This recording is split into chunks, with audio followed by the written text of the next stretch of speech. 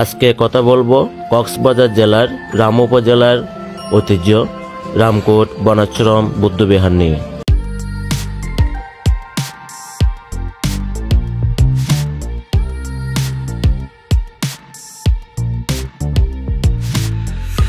দুই 2500 বছর পুরনো ঐতিহাসিক রামকোট বনাশ্রম এই বৌদ্ধবিহারটি।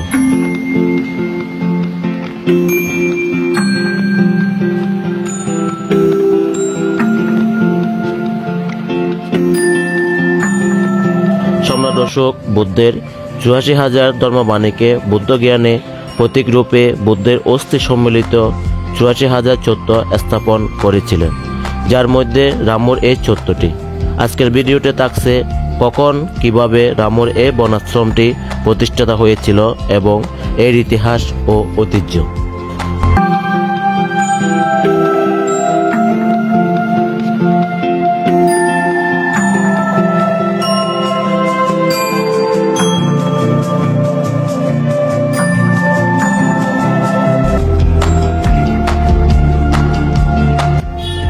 খ্রিস্টপূর্ব 6ষ্ঠ শতকে প্রাচীন আরাকানের ধনবতী দায়াওয়াদি নগরের রাজা মহাচন্দ্র সূর্যের আমন্ত্রণে গৌতম বুদ্ধ তার শিষ্যদের নিয়ে তৎকালীন সমতটে চট্টগ্রামের উপর দিয়ে ধনবতী নগরে যাওয়ার পথে এই স্থানে এসে কিছুক্ষণ বিশ্রাম করেছিলেন।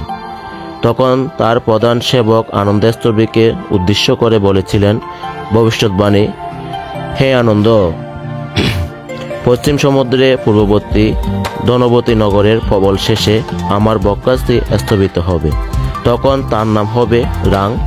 রাং শব্দের অর্থ হচ্ছে বুদ্ধের বুকের অস্থি এবং কোট শব্দের অর্থ হচ্ছে স্থান।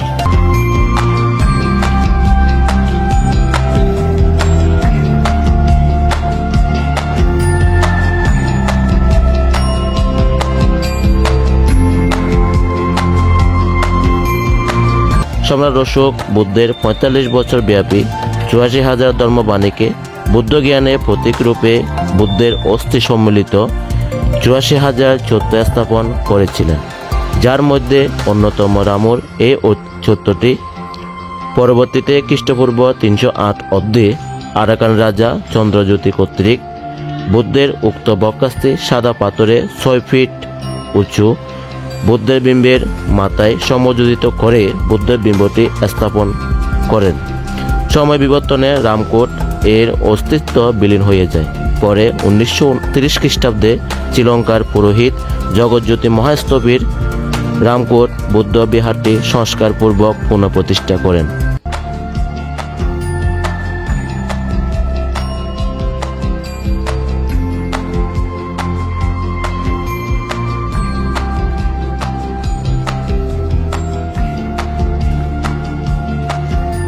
প্রতিদিন বিভিন্ন জায়গা থেকে বিভিন্ন দর্শনার্থী এখানে আসেন।